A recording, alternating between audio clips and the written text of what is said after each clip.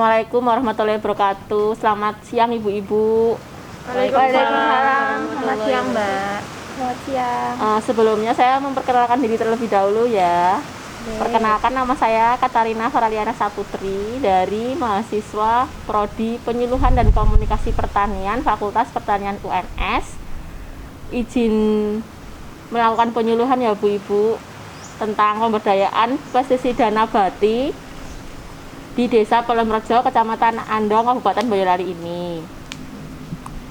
Sebelumnya saya membagikan leaflet terlebih dulu ya Bu. Ini rangkuman materi yang akan saya Terima kasih. berikan hari ini. Terima kasih Mbak. Nah, langsung saja kita mulai ya Bu. Nah, di sini saya akan membahas tentang apa sih pertanian organik itu sendiri. Nah, pertanian organik merupakan teknik budidaya pertanian yang berorientasi pada pemanfaatan bahan-bahan organik maupun lokal tanpa menggunakan bahan-bahan kimia. Nah, pertanian organik ini tentunya tidak bisa lepas dari yang namanya hama. Karena pada dasarnya setiap tanaman pasti memiliki pengganggunya. Nah, dari survei yang sudah saya lakukan beberapa hari terakhir di Desa Pelemrejo ini, saya melihat bahwa banyak petani yang masih menggunakan pestisida yang sintetis atau anorganik. Nah, sebenarnya ada berapa jenis sih pestisida itu? Nah, pestisida itu terdiri dari 3 jenis ibu-ibu. Yang pertama pestisida hayati, yang kedua pestisida nabati, dan yang terakhir adalah pestisida anorganik atau sintetis tadi. Nah, apa sih pestisida hayati itu? Pestisida hayati itu terdiri atau terbentuk dari organisme hidup seperti serangga predator, nematoda, maupun mikroorganisme yang bersifat antagonis. Nah, yang kedua tadi adalah pestisida nabati. Pestisida nabati itu bahan aktifnya itu berasal dari tumbuhan. Dan yang ketiga adalah pestisida sintetis atau anorganik, yaitu berasal dari bahan-bahan kimia.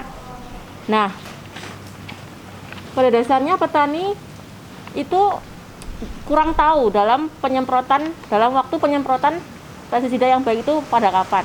Nah, baiknya dalam penyemprotan pestisida itu dilaksanakan pagi hari, tepatnya sebelum jam 6 pagi dan setelah pukul 4 sore. Mengapa demikian? Karena pada dasarnya setelah pukul 6 dan sampai dengan sekitar pukul 4 itu stomata daun itu masih terbuka, sehingga jika disemprot pestisida maka kurang efektif. Karena apa? Karena pastinya pestisidanya nanti akan masuk ke stomata, malah kurang berefektif dalam membasmi hamanya tadi. Nah, dalam pembuatan pestisida itu ada 3 kunci Bu Ibu. Yang pertama adalah mencari bahan yang rasanya pahit. Nah, bahan ini seperti biji mahoni, daun sirsat yang digunakan untuk membasmi hama belalang. Kemudian yang kedua adalah bahan yang rasanya panas seperti cabai, bawang putih, jahe, lengkuas. Nah, ini digunakan untuk membasmi hama yang di daerah lembab seperti kutu daun yang berwarna putih dan juga wereng. Kemudian yang ketiga itu mencari bahan yang baunya sangat menyengat seperti jengkol maupun mengkudu yang digunakan untuk membasmi hama tikus. Nah, cara pembuatan pestisida nabati itu bagaimana sih Bu-Ibu? Nah, yang pertama nanti kita menyiapkan bahan-bahan seperti jahe dan bawang putih. Kemudian dipotong atau ditumbuk, tapi jangan sampai halus. Kemudian nanti dimasukkan ke wadah dan ditambahkan air kurang lebih 1/3 ya dari wadahnya. Begitu. Bagaimana Ibu kalau kita praktek secara langsung biar lebih tahu?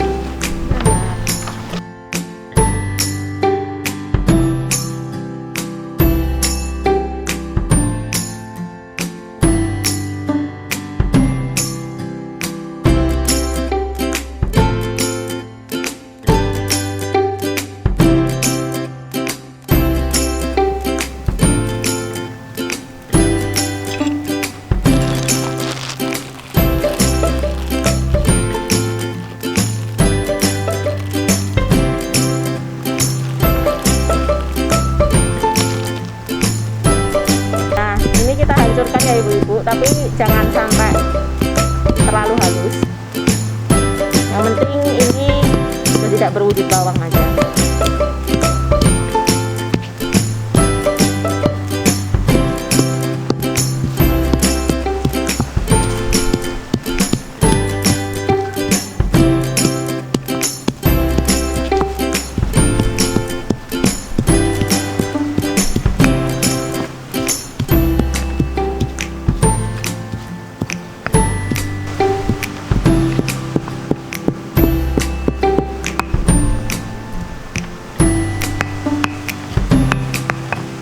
Kira-kira sudah cukup ya ibu-ibu, nanti kita masukkan ke dalam wadah.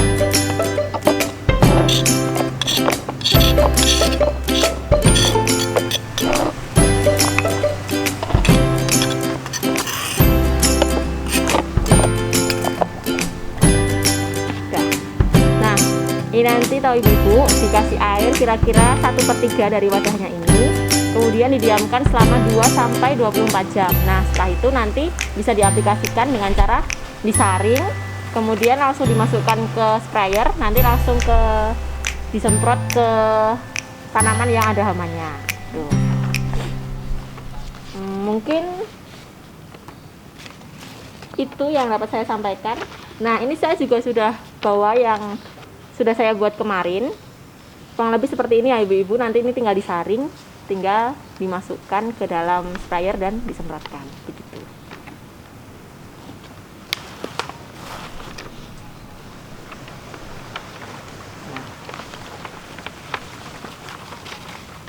Kira-kira materinya cukup dari saya ibu-ibu. Barangkali dari ibu-ibu ada yang ingin dipertanyakan?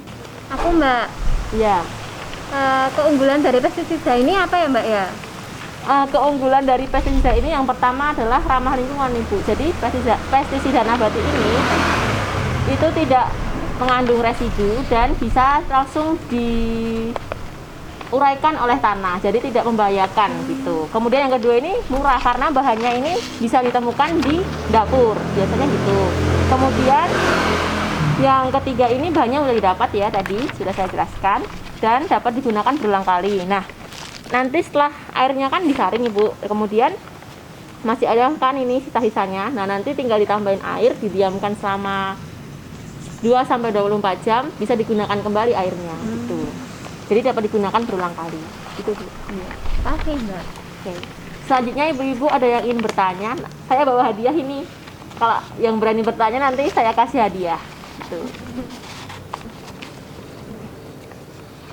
Itu kenapa ya bawangnya itu boleh dikupas dan nggak boleh dikupas, itu alasannya kenapa ya? Wah, pertanyaan ibu kritis sekali. Saya suka sekali dengan pertanyaan ibu.